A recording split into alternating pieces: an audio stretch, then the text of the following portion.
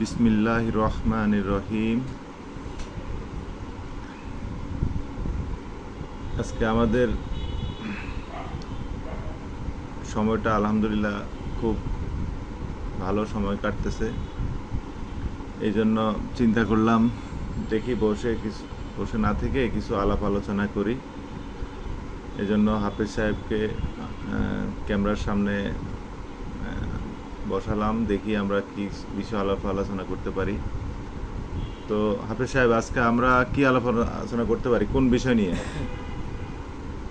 আজকে আমরা হয়তো রিজিক সম্পর্কে একটু আলোচনা করি, কারণ বর্তমানে মানুষ সবচেয়ে রিজিকের জন্য যেমন কষ্ট করে, তেমন রিজিকের জন্য বেশি ডিপ্রেশনে থাকে।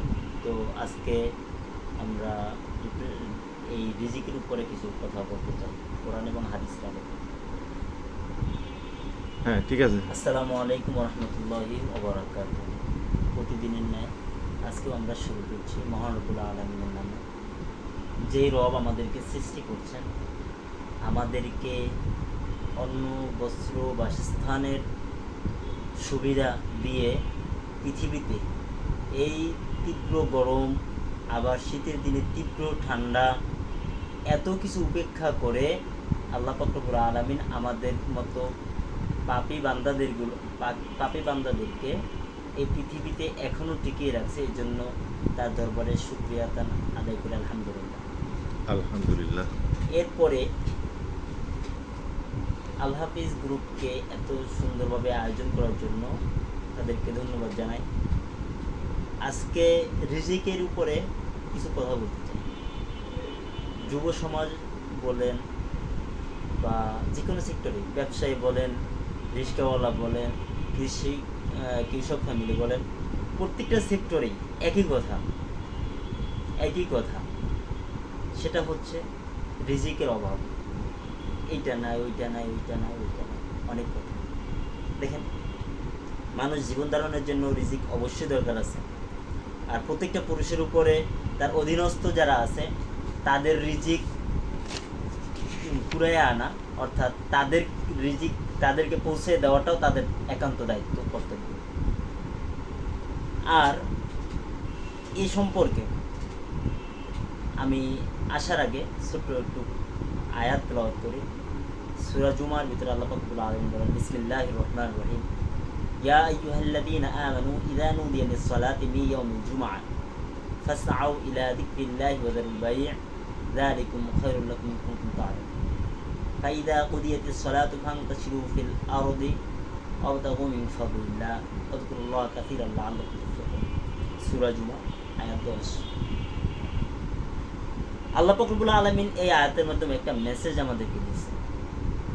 বর্তমানে যেটা দেখা যায় সেটা হচ্ছে, অনেকে ঘরে বসে থেকে আল্লাহ করে যে আল্লাহ খাওন মান্না সালোয়ার মতো বাসায় দেওয়া যাবে।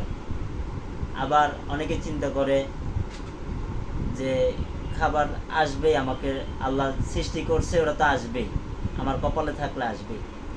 এই আয়াতের ভিতরে আল্লাহ পাক রব্বুল আলামিন বলছেন যে তোমরা জুমার নামাজ আদায় করো, অর্থাৎ তোমরা সালাত আদায় করো, সালাত কায়েম করো, এরপরে মাঠে ছড়িয়ে পড়ো এবং তোমাদের রিজিক অন্বেষণ করো। দেখেন, আমি কি খাবো না খাবো এই ব্যাপারটা আল্লাহ পাক রব্বুল আলামিন আমার সৃষ্টির আগেই নির্ধারণ করছে। সে জানার পরেও সে আমাকে কি বলছে, তুমি নামো এবং তোমার রিজিক তুমি কুড়াইয়া নাও। তুমি যদি না কুড়াইয়া নিতে পারো তোমার রিজিক হেঁটে হেঁটে তোমার ঘরে যাবে না। এখন এখানে অবশ্যই আমরা আল্লাহ পাক রব্বুল আলামিনের উপর তাওয়াক্কুল করব, তারপরে আমরা রিজিকের অন্বেষণের কথায় নামব। আমরা হয়তো অনেকে বলতে পারি, যাদের নাস্তিকবাদী মতবাদ থাকবে তারা অবশ্য বলবে যে তোমার আল্লাহ যদি রিজিক তোমাকে দিয়ে থাকে, তাহলে সে রিজিকের ব্যাপারে তুমি এত পারাপারি করার কি দরকার আছে, তোমার এত বারবার অন্বেষণ করার কি দরকার আছে।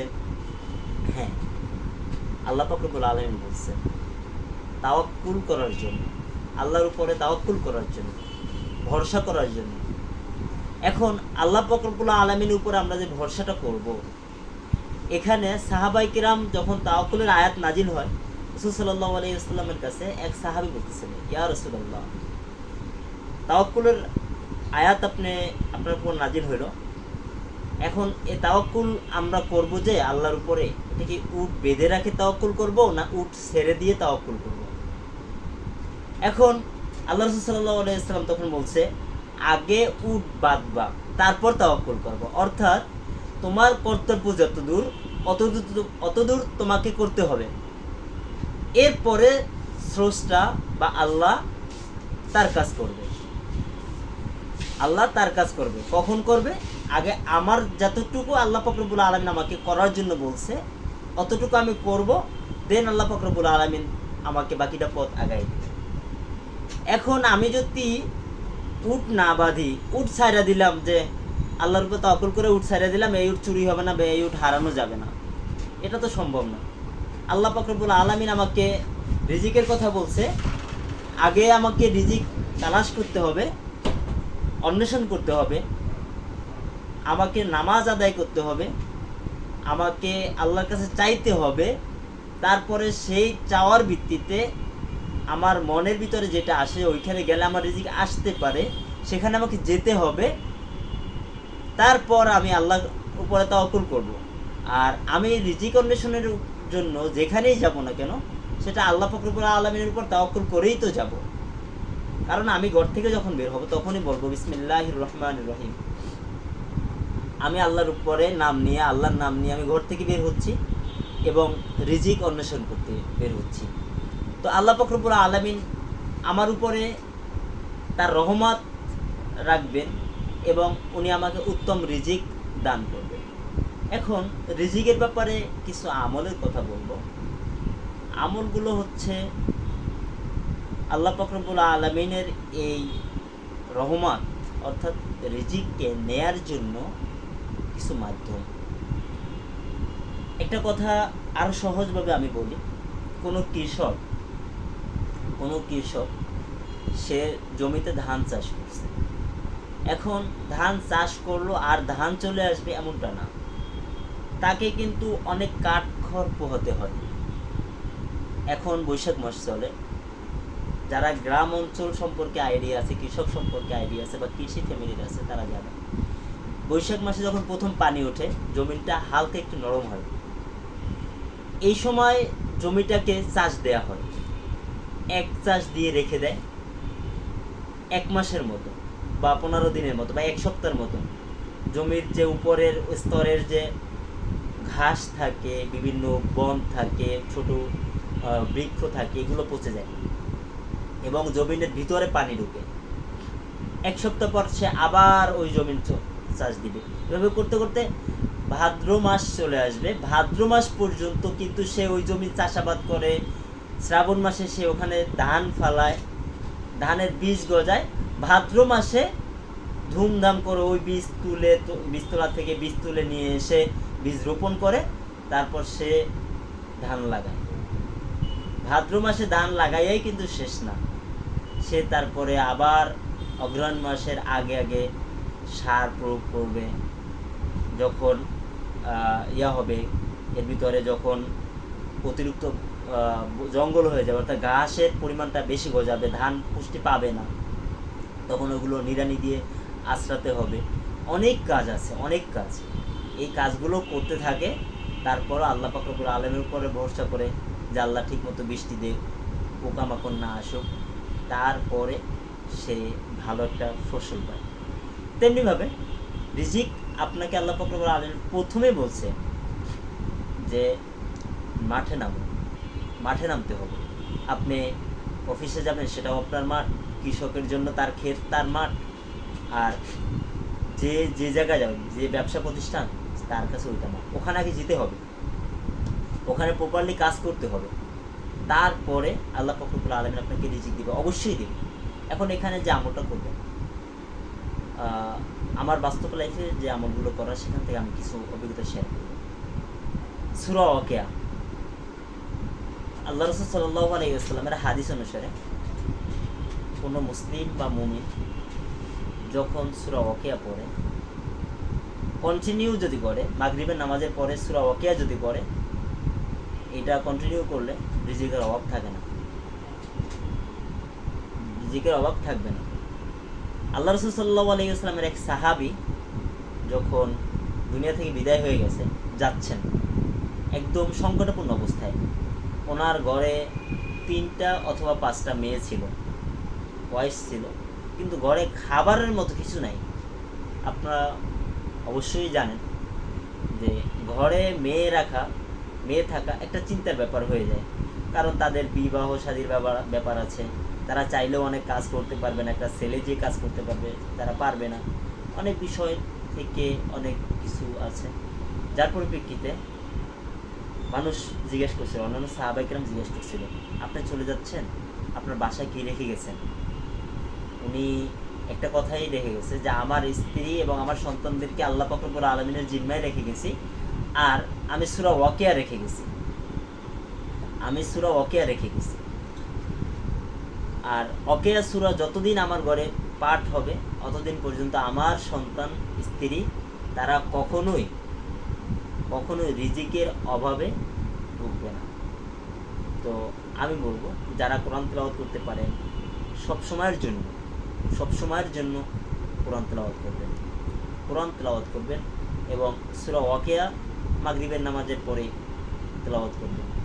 আশা করি ইনশাআল্লাহ আপনাদের রিজিকের অভাব থাকবে না, কোনো না কোনোভাবে আল্লাহ পাক রব্বুল আলামিন ব্যবস্থা করেই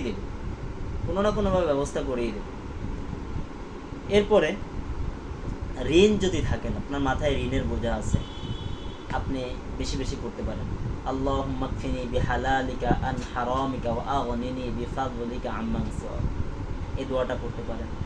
আল্লাহ পাক রব্বুল আলামিন আপনার ঋণকে আসান করে দেবে।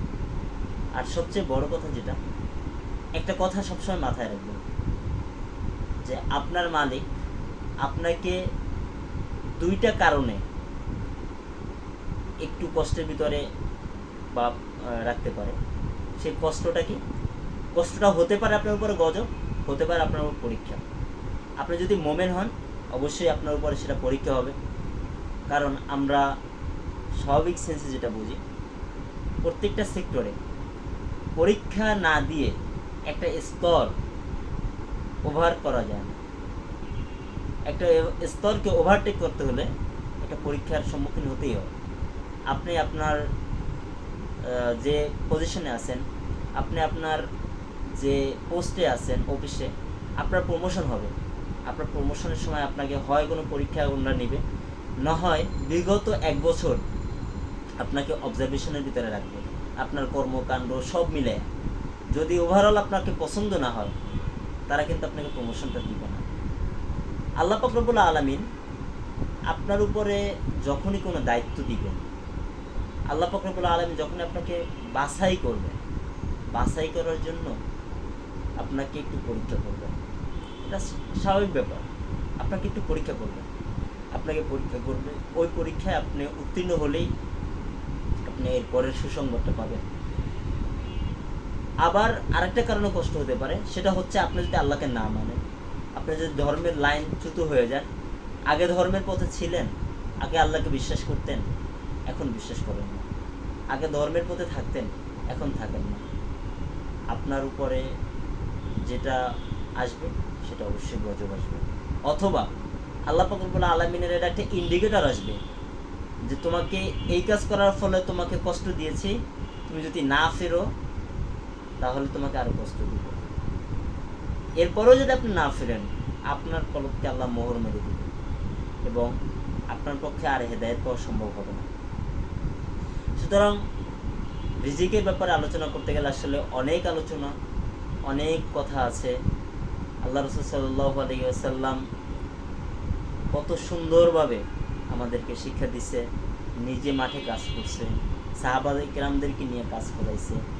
আবার সে অনেক সাহাবী ছিল, আপনারা জানেন 60 থেকে 70 জন সাহাবী সবসময় মসজিদে নববীর ভিতরে। 60 থেকে 70 আপনারা জানেন মসজিদে নববীর ভিতরে সবসময় 60 থেকে 70 জন সাহাবী থাকতো, যাদেরকে মহানবী সাল্লাল্লাহু আলাইহি ওয়াসাল্লাম ওখানে বিভিন্ন কিতাব চর্চার জন্য, ওহী লেখার জন্য, বিভিন্ন কাজের জন্য রাখা হইতো। তারা রাসূল সাল্লাল্লাহু আলাইহি ওয়াসাল্লামের দরবারে থাকতো এবং সেখানে যা খাওয়া দাওয়ার আসে সেটাই খাইতো।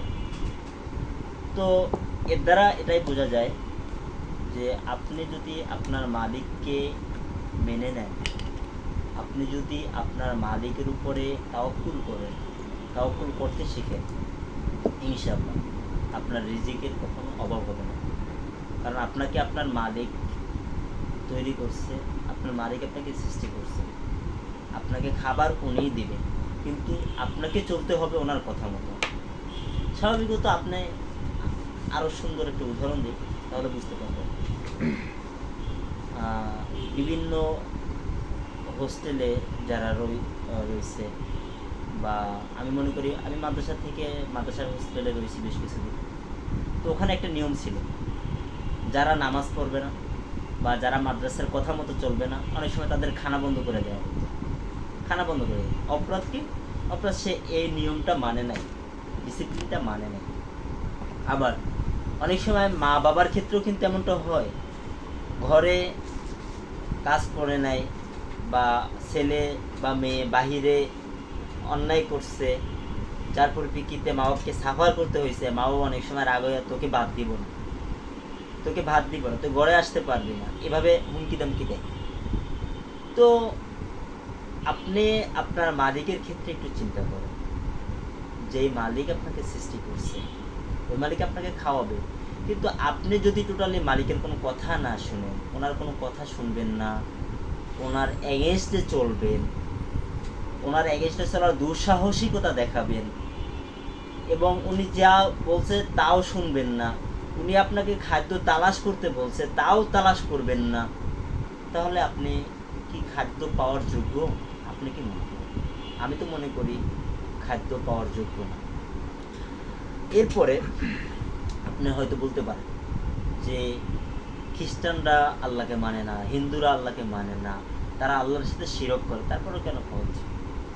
আচ্ছা, ওরা হয়তো দিনের সহি বুঝ পায় নাই, ওদের কাছে দাওয়াত যাওয়া সত্ত্বেও ওদেরকে ওরা দাওয়াত কবুল করে নাই, আল্লাহর বিরোধিতা করে, হ্যাঁ ঠিক আছে, কিন্তু ওরা ধর্মতাত্ত্বিকভাবে এতটুকু বিশ্বাস করে যে কোনো না কোনো এক সৃষ্টিকর্তা সৃষ্টি করছে, এতটুকু বিশ্বাস করে। আর একটা জিনিস, আল্লাহ পাক রব্বুল আলামিন কিন্তু বলছে যে তুমি খাদ্য তালাশে নামো, ওরা কিন্তু খাদ্য তালাশ করে, আর খাদ্য তালাশ করার বিদায় আল্লাহ ওদেরকেও খাওয়ায়। ও যদি খাদ্য তালাশ না করতো, আপনার আমার মতো গোমরাহির ভিতরে থাকতো, খাদ্য তালাশ না করতো, ঘরে বসে বসে চিন্তা করতো তাওয়াক্কুলের মাধ্যমে যা আসবে, খাওয়াইতো না।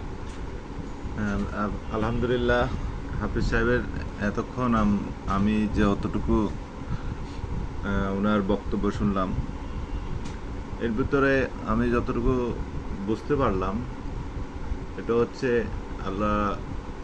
আল্লাহ রাব্বুল আলামিন উনি কোরআন মাজিদের মধ্যে কিছু বাংলা অর্থ হচ্ছে, আমি নিশ্চয়ই কর্মফলের হিসাব নেব।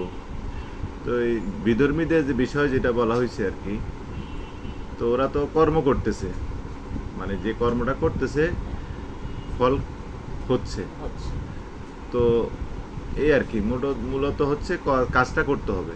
তো এখন আমাদের আসলে মানে মানে আর কোনো ইবাদত, ধরো মানে অনেক আছে না মিথ্যে কথা বলে, অনেক আছে চুরি করে, এই ধরনের আর কোনো স্পেশাল চলাফেরা আমাদের জরুরি। এমনি তো অনেক, সারাদিন বললেও শেষ হবে না। মানে ধরো মিথ্যে কথা বলা, অথবা চুরি করা, অথবা যেখানে চাকরি করে তাদের ওখানে ক্ষতি করা, এই ধরনের কোনো স্পেশাল কিছু আসেনি ধর্মের ভিতরে আসলে এগুলো? অবশ্যই মিথ্যা কথা বলেন অথবা কারো ক্ষতি করা, এই সমস্ত বিষয়ের কারণেও কিন্তু রিজিক কমে যায়। এবং এই কারো ক্ষতি তো করাই যাবে না, অবশ্যই যদি কারো ক্ষতি করে সেক্ষেত্রে ওই ক্ষতি রিটার্ন আসবে, এটা আল্লাহ রাসূল সাল্লাল্লাহু আলাইহি ওয়াসাল্লাম স্পষ্ট বলছে। আবার আরেকটা জিনিস হচ্ছে, অনেক মানুষ আছে কথা বদদুয়া দেয়। হ্যাঁ, আপনি আপনার সেক্টরে কাজ করতেছেন, আমি একটা সেক্টরে জব করতেছি, এখন এখানে সব রুলস আমার মন মতো সবসময় হবে এমনটা কিন্তু না। হুট করে আমি না বুঝে আমি বদদোয়া করে ফেললাম। তো এই ব্যাপারে সবাই সচেতন থাকবেন, আমি এটা বলবো। কারণ আল্লাহ রাসূল সাল্লাল্লাহু আলাইহি ওয়াসাল্লাম একটা হাদিসের মতো, যে যখন কোনো ব্যক্তি দোয়া করে, বদদোয়া করে, আল্লাহর কাছে বদদোয়া করে, বদদোয়াটা কি হয়, প্রথম ডানের চলে যায়, ডানের রাস্তাটা বন্ধ হয়ে যায়। যদি ডান দিকে ওই যার জন্য বদদোয়া করছে ওই ব্যক্তি যদি বদদোয়ার কাজ না করে থাকে, ডানের রাস্তাটা বন্ধ হয়ে যায়, বামে চলে যায়, বামের রাস্তাটাও বন্ধ হয়ে যায় যদি কেউ ওনার বদদোয়া নেয়ার মতো না থাকে, সামনে চলে যায়, সামনের রাস্তাটাও বন্ধ হয়ে থাকে যদি ওনার বদদোয়া নেয়ার মতো কেউ না থাকে, পিছনে চলে যায়, পিছনেও যদি ওনার বদদোয়া নেয়ার মতো কেউ না থাকে, পিছনের দরজা বন্ধ হয়ে যায়, সরাসরি উপরে যায়, আল্লাহ পাক রব্বুল আলামিনের কাছে চলে যায়। যখন দেখতেছে যে এই বদদোয়ার কাজ আসলে করে নাই যে ব্যক্তির জন্য বদদোয়া করা হয়েছে, আরশের দরজা বন্ধ হয়ে যায়, সরাসরি ওই বদদোয়া নিজের গায়ে আনা। এই জন্য এইটা দ্বারা কারো ক্ষতি করা যাবে না, কখনোই না, কারো ক্ষতির চিন্তা ভাবনাও করা যাবে না। যদি কারো ক্ষতি চিন্তা ভাবনা করা হয়, অবশ্যই ওই ক্ষতি আপনার উপরে থাকবেই, যে করবে তার উপর ওই ক্ষতি লেগেই থাকবে। তো আল্লাহ পাক রব্বুল আলামিন আমাদেরকে সঠিক বুঝার দান করুন। অহেতুক বদদোয়া, অহেতুক সমালোচনা একেবারেই করা যাবে না। সমালোচনার ব্যাপারে আশা করি ইনশাল্লাহ সামনে আরেকদিন আলোচনা করব, খুব খারাপ একটা কাজ। তো এই জিনিসগুলো থেকে আমরা বিরত থাকবো। সবসময় আমরা খালি মুখে যতক্ষণ থাকবো দুরূদ পড়বো, রাসূল সাল্লাল্লাহু আলাইহি ওয়াসাল্লাম বেশি বেশি দুরূদ পড়বো। রাসূল সাল্লাল্লাহু আলাইহি ওয়াসাল্লাম দুরূদ পড়লে যেগুলো উপকার হয় তার ভিতরে একটা হচ্ছে রিজিক বাড়ে। রাসূল সাল্লাল্লাহু আলাইহি ওয়াসাল্লাম বেশি দুরূদ পড়বো, আল্লাহর কাছে মনে মনে দোয়া করবো, কিছু কিছু দোয়া আছে স্পেশাল, এগুলো পড়বো। এই আল্লাহুম্মা কফিনি বিহালালিকা আন হারামিকা ওয়া ফাদলিকা আম্মান সিওয়াক, হাঁটতেছি বসতেছি পড়তে থাকবো, আমার ঋণের বোঝা থাকবে না, সহজে ঋণগুলো শোধ করতে পারবো। তো এভাবে কিছু কিছু আমলের উপরে আমরা সবসময় থাকবো। ইনশাল্লাহ আশা করি সকলেই আল্লাহ রাসূল সাল্লাল্লাহু আলাইহি ওয়াসাল্লামের তরিকার উপরে চলে আমরা কবরে যেতে পারি। এই দোয়া সকলের কাছে যে আজকের মতো এখানে বিদায় নিচ্ছি। আল্লাহ হাফেজ, আসসালামু আলাইকুম। আলহামদুলিল্লাহ, আমাদের হাফেজ সাহেব উনি বক্তব্য, অনেক গুরুত্বপূর্ণ বক্তব্য রাখলেন। এখান থেকে আমরা আলহামদুলিল্লাহ আমরা কিছু শিখব। আর আমি যতটুকু শিখলাম এখান থেকে, মানে কাজ করতে হবে এবং আমাদের ইসলাম, আল্লাহ পাক আমাদের উপরে যেসব নিয়মকানুন দিয়েছেন ওইগুলো নিয়মকানুন মেনেই কাজ করতে হবে। কাজ ছাড়া কারো এইভাবে মানে হবে না, কাজ করতেই হবে। তো আমরা সবাই কাজ করার চেষ্টা করব। দর্শক আপনারা যারা শুনতেছেন, আমরা এখানে অবশ্য সাদামাঠা, অনেক প্রশ্ন করতে পারেন। হাফেজ সাহেব উনি গেঞ্জি গায়ে দিয়ে আছেন, মাথায় টুপি নাই। হাফেজ সাহেবের রিজিকের ব্যবস্থা এখানে উনি কর্ম করেন। একটু কথা বলি এই জন্য এই বিষয়ে। আমাদের পিছনে ওই যে কিছু মালের আছে, আমরা এখানে এই ব্যবস্থা করছি আর কি। মানে যেখানে আছি ওখানেই, আমাদের তেমন কোনো এটার উপরে করি নাই, মানে এটার জন্য কোনো বড় ধরনের আয়োজন, একটা বড় ধরনের একটা পরিবেশ অথবা একটু ভালো, আমরা যেখানে থাকি এখানেই একটা বসে চিন্তা ভাবনা করলাম কিছু কথাবার্তা বলি। এই জন্য হাফেজ সাহেব উনি এভাবেই, ওনাকে আমি বললাম আজকে কিছু আলাপ আলোচনা করি। উনি বললো ঠিক আছে, আলাপ আলোচনা করি।